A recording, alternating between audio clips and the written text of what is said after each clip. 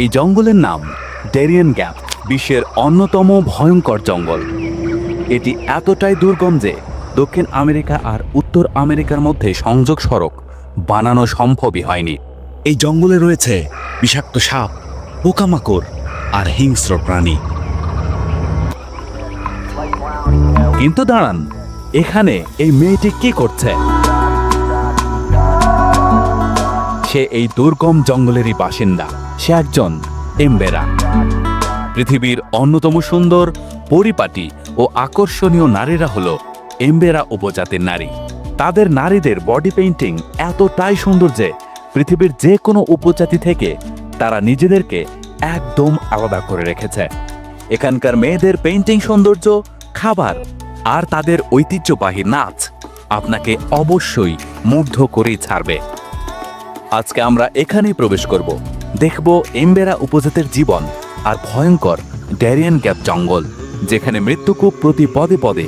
আরও দেখব এই জঙ্গল দিয়েই যুক্তরাষ্ট্রগামী অভিবাসীরা জীবনের ঝুঁকি নিয়ে কিভাবে পারাপার হয়।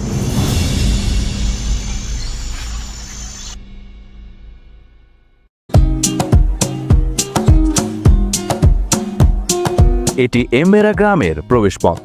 পর্যটকদের এভাবেই তারা অভ্যর্থনা জানায়। সবসময় সাজানো গোছানো। এখানকার মেয়েরা সবসময় সেজেগুজেই থাকে। গলায় মালা, ঠোঁটে লিপস্টিক আর পরনে রং বেরঙের টুপিস। মাথায় গোজা ফুল তাদের সৌন্দর্য আরো দ্বিগুণ বাড়িয়ে দেয়। এই মালাগুলো আমরা শহরে বিক্রয়ের জন্য তৈরি করি। আমাদের পোশাক আমরা নিজের হাতেই বানাই। এর সাথে কয়েন যোগ করা হয় যেন নাচের সময় এটা শব্দ করে। আমাদের হাতের এই ব্রেসলেটকে আমরা হুড়া হুড়া নামে রাখি। কঞ্চিতা হলো আমাদের মালা, আর আমাদের কানের দুলের নাম চিদি চিদি। আমরা তাজা ফুল মাথায় দেই, যদিও এর পিছনে আমরা সেলাই করা বন্ধনী দিয়ে বেঁধে রাখি। নিচের পরনে পোশাকটির নাম পারুমা। আগে আমরা কুকুয়া নামক গাছের ছাল পরতাম, কিন্তু এখন এটা পরি। এটা তাদের ঐতিহ্যবাহী নাচ। আমরা এই নাচ দেখব আর তাদের ব্যাপারে আরো জানব। কিন্তু সবার আগে চলুন জেনে নেই তারা আসলে থাকে কোথায়।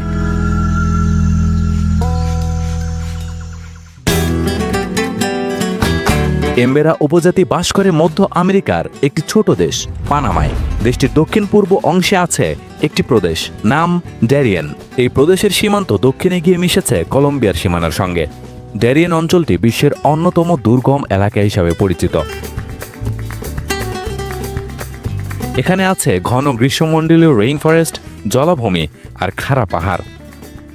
সবচেয়ে কৌতূহলকর বিষয় হলো এই জায়গাটি বিখ্যাত ডেরিয়ান গ্যাপ নামে, যেখানে উত্তর আমেরিকা আর দক্ষিণ আমেরিকার মধ্যে কোনো সংযোগ সড়ক নেই।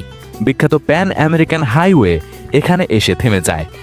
এমবেরা জনগোষ্ঠী আজ প্রায় ৮০ থেকে ৯০ হাজার মানুষ। তারা ছড়িয়ে ছিটিয়ে বাস করছে এই দুর্গম প্রদেশের ভিতরে। নদীর ধারের ছোট ছোট গ্রাম, খুঁটির উপর খড়ের ছাউনি দেওয়া ঘর আর আত্মনির্ভর জীবিকা, এভাবেই তারা টিকে আছে শতাব্দী ধরে।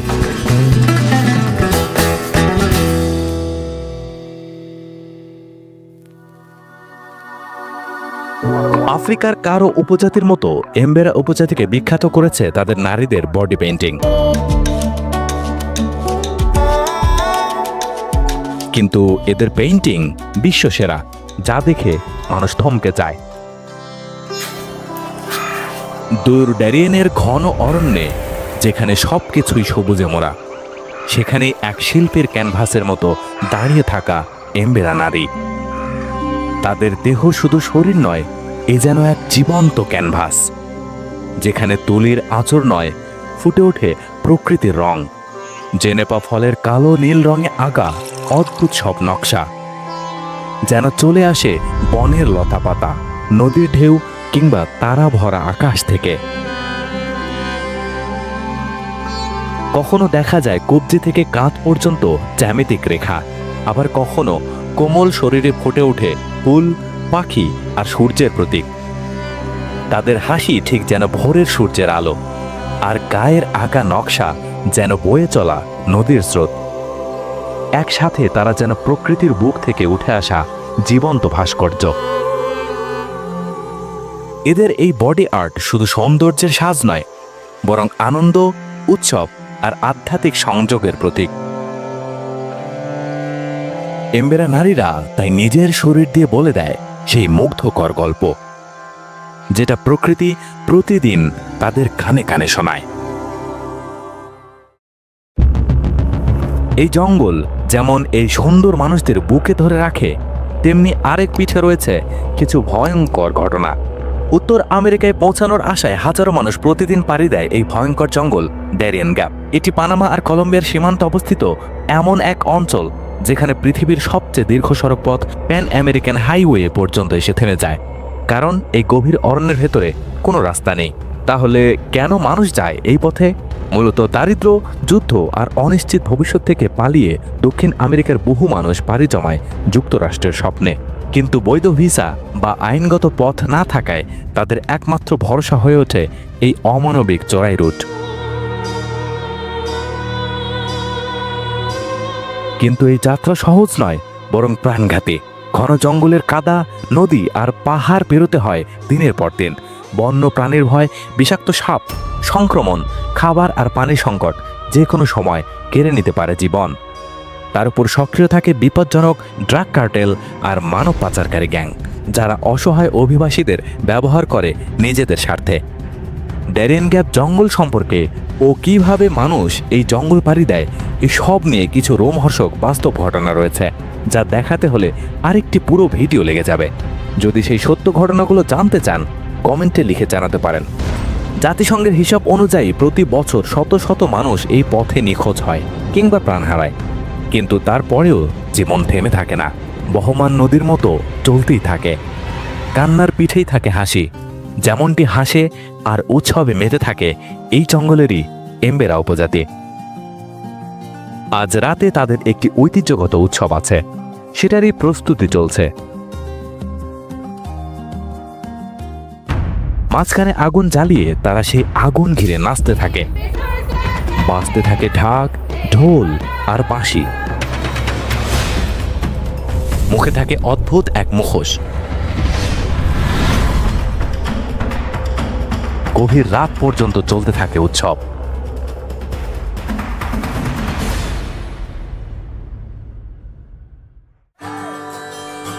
তাদের খাবার নির্ভর করে জঙ্গল, নদী আর সামান্য কৃষি জমির উপর। প্রতিদিনই তারা নদীতে নামে মাছ ধরতে।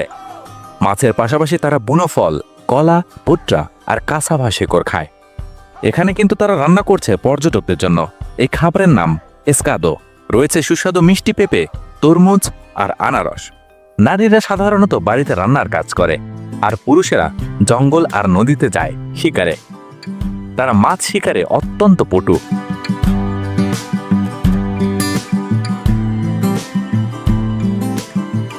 মাত্র শিকার করা মাছ বারবিকিউ করা হবে।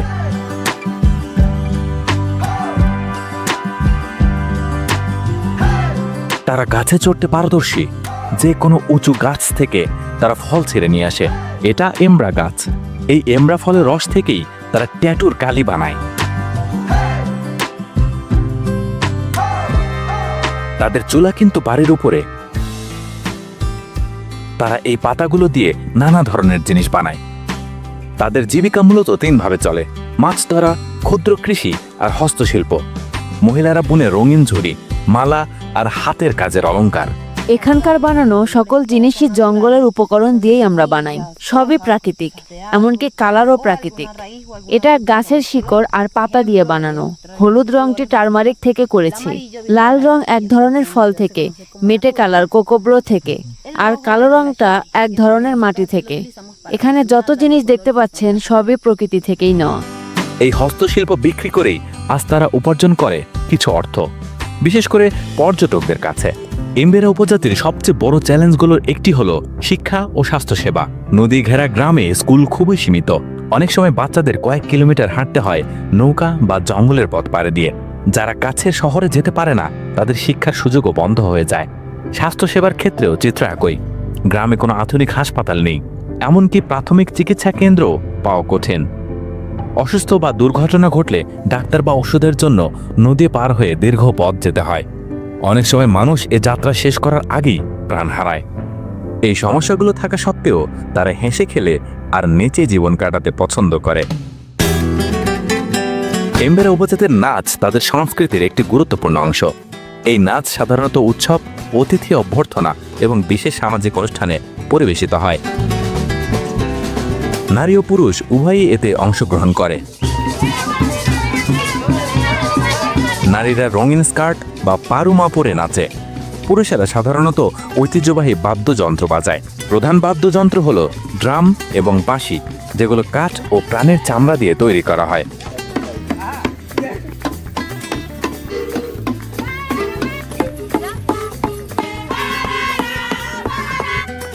তাদের নাচের মূল বৈশিষ্ট্য হল সমবেত তাল মিলিয়ে ধীর এবং পুনরাবৃত্তিমূলক আন্দোলন। এই নাচে কোনো জটিল নৃত্য ভঙ্গি নেই। বর্তমানে পর্যটকদের সামনে এই নাচ প্রদর্শন করে এমবেরা জনগোষ্ঠী অর্থনৈতিকভাবেও উপকৃত হয়। কেমন লাগলো এমবেরা উপজাতি এবং দারিয়ান জঙ্গল জানাবেন, আর সাবস্ক্রাইব করতে ভুলবেন না। আজ এ পর্যন্তই, ভালো থাকবেন সবাই।